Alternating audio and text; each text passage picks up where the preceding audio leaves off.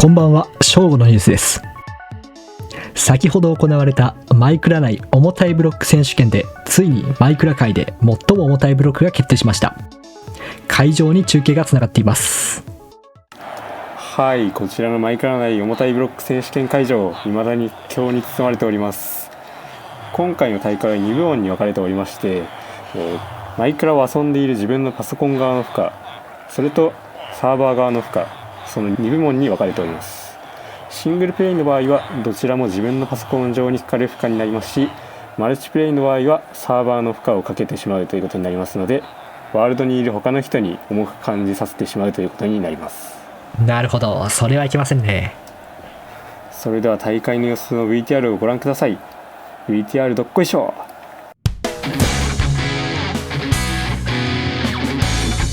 今回は20チャンク時報 320×320 ブロックをそれぞれのブロックで満たして、サーバー側の負荷とプレイしている PC 側の負荷を調べていきます。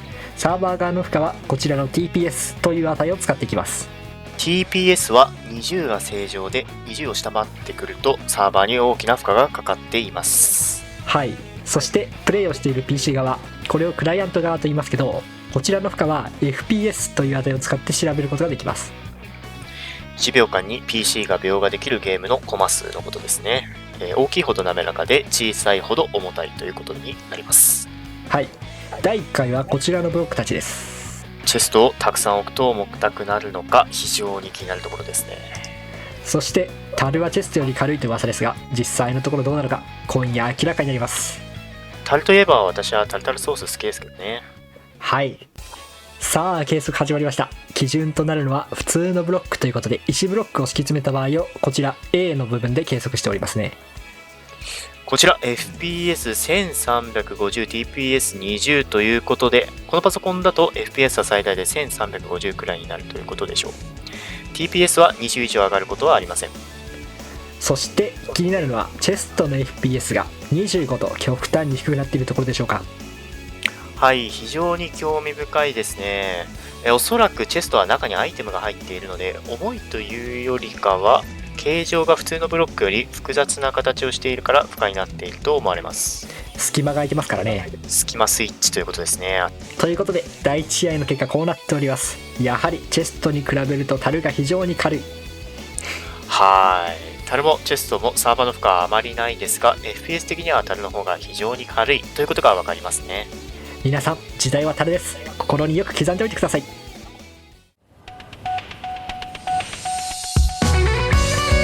続いて第2試合です。やはり焚き火で満たされた世界は刮目に値しますね。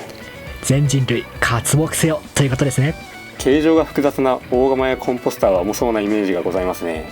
私のフィーリングですけれども、その2つのブロックは重そうというか、トイレの建築にもよく使われるので臭そうではありますけれどもね、ぜひ軽いという結果を残して我々のお通じの改善もしていただきたいところです。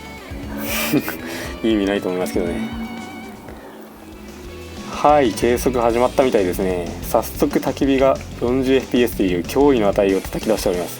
これは人類の脅威。やはり焚き火はその熱エネルギーに加えまして FPS 低下の3種の神器、複雑な形状、アニメーション、パーティクルが揃っていますからね。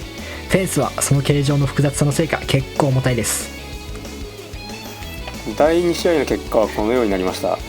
それでも第1試合に出てきた何も動いてないこのチェストよりは軽いという結果になったんですね。焚き火は見た目からして非常に重たそうなイメージですが、それでもチェストの 24fps には及ばないんですね。アニメーションのある焚き火よりも重いとは、家中のチェストを今すぐ窓から投げ捨てたいですね。続いて第3試合です。ここでは看板3兄弟が出場しておりますが、文字の有無等で差が生まれるのかが見どころですね。現地の方からの情報によると、輝くイカスミで光らせた看板は普通のものよりも重たいとのことです。ほんまかと思ってますけどもね。はい、またいつもクラフターに重宝されている松明が重たいのかどうかにも注目ですね。これが重たいとなると私はグローストーンにでも移行しようかと考えていますが、ネザーの経済が回りますね。重たい選手権特需とでもいったところでしょうか。さあ始まりました。おっと、早速普通の看板と輝く看板には大きな差が出ている。文字のない看板が 36fps、 文字のある看板が 20fps、 輝く看板は大会新記録の 5fps を記録しています。特に輝く看板はサーバーへの負荷もそこそこありますね。 FPS は1秒に5コマペースの重さということで、これはもはや令和の紙芝居と言っても過言ではない状況となっております。めちゃくちゃ動体視力の理想な紙芝居ですね。そして大方の予想通り、旗もアニメーションのせいで重たいようですね。注目の松明もクライアントにとっては少し負荷がかかっているようです。しかし気にするほどではないようですね。ネザー特需ならず。いやー、面白い試合となりました。そして次の第4試合はサーバー負荷の代名詞ことホッパー選手が控えています。こちらも目が離せませんね。はい。